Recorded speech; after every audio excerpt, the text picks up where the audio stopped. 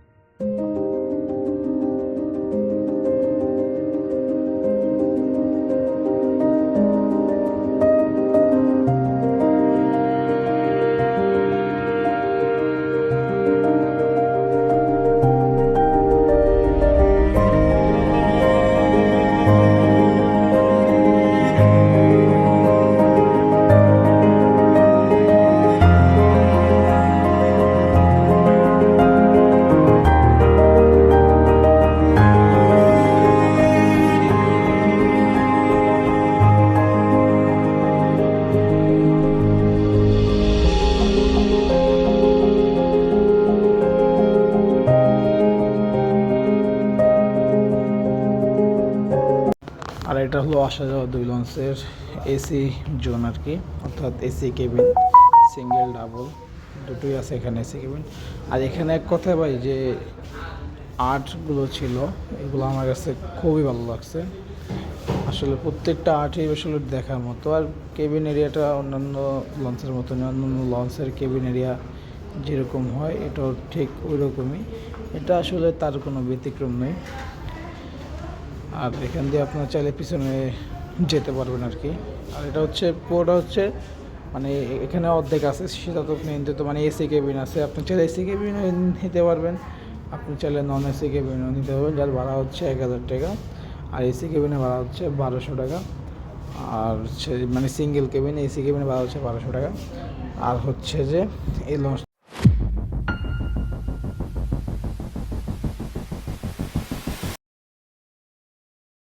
এটা আসা যাওয়া 2 লঞ্চের নিচের ডেক। আর এখানে যে চেয়ারগুলো দেখতে পাচ্ছেন, এই চেয়ারে শুয়ে বসে যারা যাবেন তাদের ভাড়া করতে হবে 400 টাকা করে। আর ডেক শ্রেণীর ভাড়া 300 টাকা করে। Single cabin 1000, double cabin 2000, VIP cabin সর্বোচ্চ 5000 টাকা পর্যন্ত আছে। এটা নিচের ক্যান্টিনে চা কফি খেতে পারবেন, তবে 1 টাকার জিনিস 5 টাকা। এটা আসা যাওয়া 2 লঞ্চের ইঞ্জিন রুম, যেখানে দুটি পাওয়ারফুল ইঞ্জিন ব্যবহার করা হয়েছে। এখানে ইঞ্জিন এবং জেনারেটর দুটোই আছে। এখন আমরা পিছন সাইডে।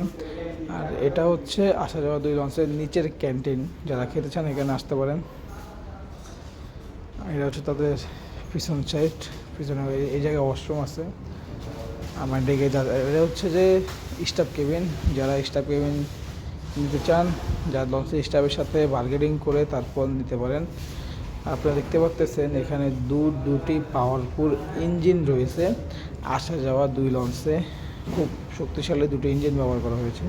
আমি এখন আছি লঞ্চের ছাদে। আর আপনি এখানে দেখতে পাচ্ছেন যে আসা যাওয়া 2 লঞ্চের ছাদে নামাজ পড়ার জন্য সুব্যবস্থা আছে। আপনারা চাইলে এখানে এসে নামাজ পড়তে পারেন। এখানে উজুখানাও আছে।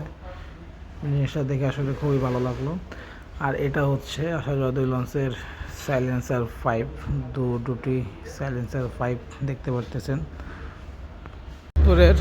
অন্যতম বিলাসবহুল লঞ্চ এমভি জমজম 7 লঞ্চ। এই লঞ্চটি 4 তলা বিশিষ্ট মাস্টার পিস।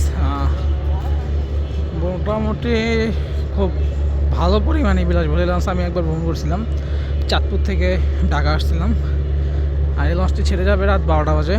আর এই লঞ্চটি সম্ভবত ইলিশা, আমাদের কালীগঞ্জ ইলিশা রুটে আর এই লঞ্চটি ছেড়ে যাবে। আর হচ্ছে যে তার পাশে আছে হচ্ছে রফ 2 লঞ্চ। চাঁদপুরে 2টি লঞ্চ আছে, চারতলা ব্রিজটা মাস্টার ব্রিজ সব থেকে মানে চাঁদপুরে সব থেকে বিলাসবহুল লঞ্চ। এমবি ময়ূর 10 আর হচ্ছে যে জমজম 7 লঞ্চ। আর এটি হচ্ছে জমজম 7 লঞ্চ। নেক্সট টাইম কোনো সময় দেখা হবে ময়ূর আর ময়ূর 10 লঞ্চ আর কি। আর এটা হচ্ছে জমজম 7 লঞ্চ। আজকে আমি যাবো হচ্ছে ঢাকা সদরঘাট থেকে ভোলা ইলিশা।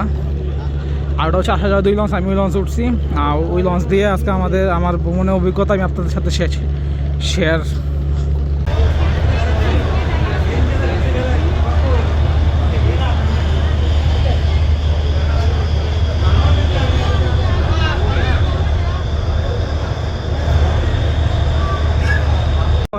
আমরা ক্যান্টিনে রয়েছি। এটা হচ্ছে নারায়ণগঞ্জ বন্দর।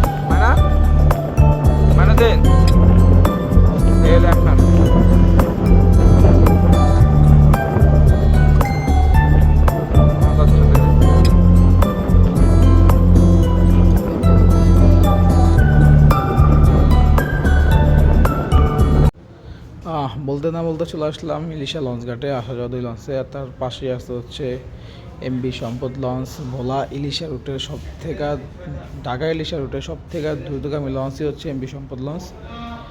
আল্লাহ হাফেজ, ভালো থাকুন সবাই। দেখা হবে নেক্সট ইয়ার নতুন কোনো লঞ্চ ভ্রমণ ভিডিওতে। সে পর্যন্ত সবাই সুস্থ থাকুন, ভালো থাকুন। আর আমার চ্যানেলে যদি নতুন হয়ে থাকেন অবশ্যই চ্যানেলটা ফলো করবেন এবং ইউটিউব চ্যানেল থেকে দেখে থাকলে সাবস্ক্রাইব করবেন। ভিডিও ভালো লাগলে লাইক